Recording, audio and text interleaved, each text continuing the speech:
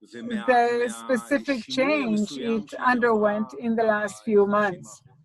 My personal view has been, and I've been talking about this since 2014 after Operation Defensive Shield, that actually the major change that took place in the Middle East as of 2011, the beginning of what they called back then the Arab Spring, created a situation, and here I talk to people who are interested in this subject, so I can use bullets to explain what I mean. It's pretty clear. The very open schism in the very heart of the Middle East today lies between what I call the states that seek stability. They're not necessarily moderate, definitely not democratic, but they seek stability, and the radical Islam with its two arms, the Shiite led by Iran and the Sunni led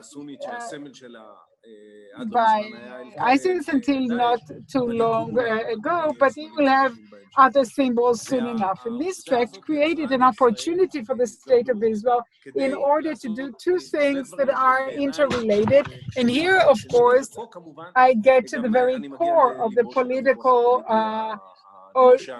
debate in Israel. One, there's no argument about the fact that we need to strengthen the status of the State of Israel in the region. You have to remember that the fact that we have not been partners to any regional process, perhaps since the attempt of Ben Gurion to have the Alliance of Peripheries in the 1950s, created a situation in which many, many important things that took place not only in the Middle East, but in our neighborhood. For example, the situation in Syria, for example, the Iranian nuclear issue, were determined ultimately, or will be determined one way or another, without having the Israeli interest represented around the table, or worse than that, without the Israeli joint interest to those elements that seek stability in the region, that gain strength.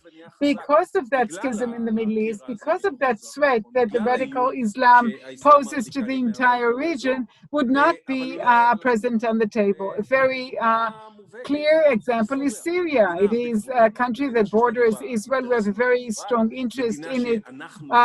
We are not invested in it, but other elements in the Middle East. But when Russia organizes, and I said this quite often, that when Putin invites Netanyahu to take pictures in the Red Square, but when he sits to organize Syria after the civil war, he has Rouhani on the one side and Erdogan on the other. These are two personas that have great hostility toward us because they are players and we're not a player. And why? Because something else happened in the Middle East in the past 8 years, or perhaps more, perhaps 12 years, and I think that it is not changing now.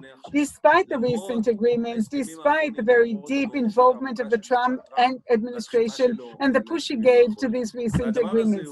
And the fact is that the U.S. is leaving the Middle East. In the conclusion of Obama's foreign policy, whose most significant expression was a large article in The Atlantic of Jeffrey Goldberg, it was an interview with Obama, as a matter of fact, in the third person. Obama related to the Middle East as a region to be avoided, and Trump, to a large extent, related to it in a similar way in his concept of America first. And this created a situation that what I thought should happen, and I once called it in an article that I wrote, the real century deal, and that is to offer to the United States, a Middle East that would be led by the allies, first and foremost Israel, but other countries that seek stability, the Gulf countries, Saudi Arabia, Morocco, Jordan, Egypt, and so on and so forth. That would bring the U.S. back to the Middle East, and then the situation would be such that there won't be any diplomatic move vis-a-vis Iran without having the Israeli interest on the table. There won't be any regulation or any agreement achieved. By the way, the Russians asked us to open a window for them in Washington in return for our participation in the negotiations over Syria. What has changed in the last few months? Benjamin Netanyahu tried to lead a certain concept, and to a certain extent is now celebrating perhaps his victory in that sense, which says said, yes, we can improve and fixate our standing here in the region without using the Palestinian chip. Here, the Palestinian cause is not really of any interest to the Arab world. The Palestinians have lost their veto right with respect to Israel's participation in a regional process, and here it is. It's happening right in front of our eyes.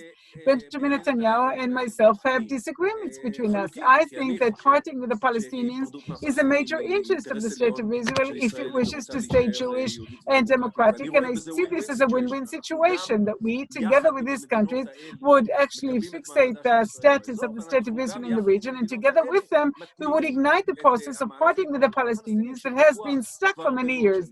One process is positive no matter how you look at it. The Palestinians indeed pay a price for the first time concerning their refusal. And I don't want to go into the analysis who's more of a stubborn refuser and who's less. This is a historic matter that I don't wish to enter right now. It has a great importance, but it's not a part of our subject right now. I believe the momentum of this process, we will not exhaust, definitely not with respect to separating with the Palestinians, and if we don't, it will remain as a topical conjecture, some sort of a deal that is struck for the benefit of improving the situation of certain regimes in the Middle East who are afraid that in a week from now, Trump would no longer be president and they will have lost their chance to have a deal with the US, not with Israel. So I think we should take advantage of this momentum in order to get a certain regional process moving, in the framework of which the negotiations with the Palestinians would renew, and there would be a true shaping of the Middle East, and not just topical agreements of different natures that are all very positive in and of itself.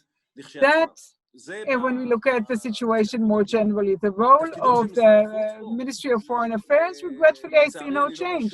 I saw this when I looked at the materials that you sent me. In that sense, I'm a part of the public at large. I do not see any difference in the status of the Foreign Ministry. I see a process that started a long time ago, and Netanyahu has accelerated in his government of 2015 when they took the Foreign Ministry and divided its powers for political reasons to I don't know how many parts, and that's the way it still remains. And the Ministry for Strategic Affairs deals with a certain type of political advocacy that has to do with the BDS, and in the Ministry of Diaspora they do something else, and so on and so forth.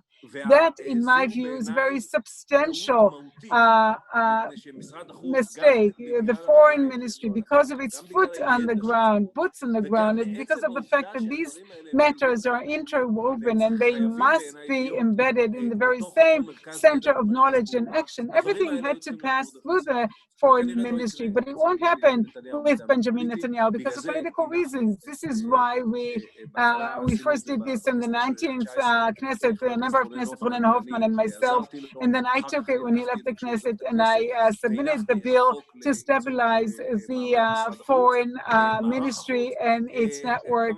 But when you submit such a thing, everyone knows you don't need a law for that, and if you don't want it, no bill would ever help you gain that. But it has to be there, and I believe that it makes really a major damage to Israel when we don't have it. And the last thing I'd like to say is the following.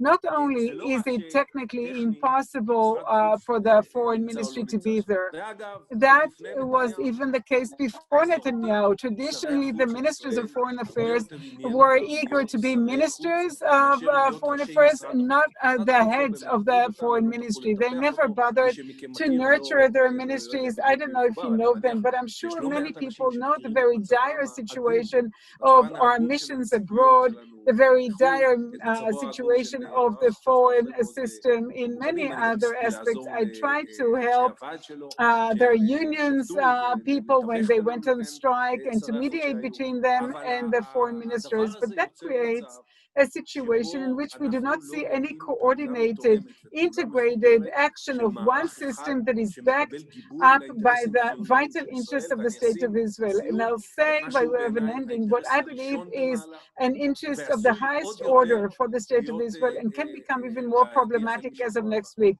The tear between us and the US Jewry, this divide, this schism, I don't know if it started in a premeditated way. Today, it's not that the Prime Minister wants it to be, but the Prime Minister, Netanyahu, almost says it with his own words, sees the US Jewry as an element that would, be eliminated from the map. Most of them would be assimilated. Most of them would lose their ties to the State of Israel. On the one hand of the political map that looks the way it is. I'm sorry, but we get disconnects here. We can't hear the speaker, and how it is connected to a growing minority as a Hispanic and so forth. But this thing that is obviously related to the intra-political situation in the US and can be expressed if the Democrats win the elections, and there's a chance that not only Biden would win, but that there would be a Democratic sweep, and that the two houses, one is already Democratic, for the other one to be Democratic as well. I assume all those who are here, or most of you know as well as I do, the various currents which are almost at the center of the map. Maybe it's not Biden, but it's almost at the center of the map. It came into expression when the issue of annexation was on the agenda. I had Zoom talks with various elements, including various factors in the Democratic Party who talked, and not Ocasio-Cortez, but other elements who were more centrist in their affiliation, who openly spoke about linking the aid money to the annexation issue. This issue, contending with it, and first and foremost, the real linkage between that, destiny tie and the identification between Israel and the Jewish community in the US, this is something that needs to be done, to do it in a very consolidated way with one policy, and no one is fitter than the foreign ministry to do that. And I link it all because our ability to operate and influence the US is also tightly connected to the topics which have to do with our immediate vicinity. One is dependent on the other.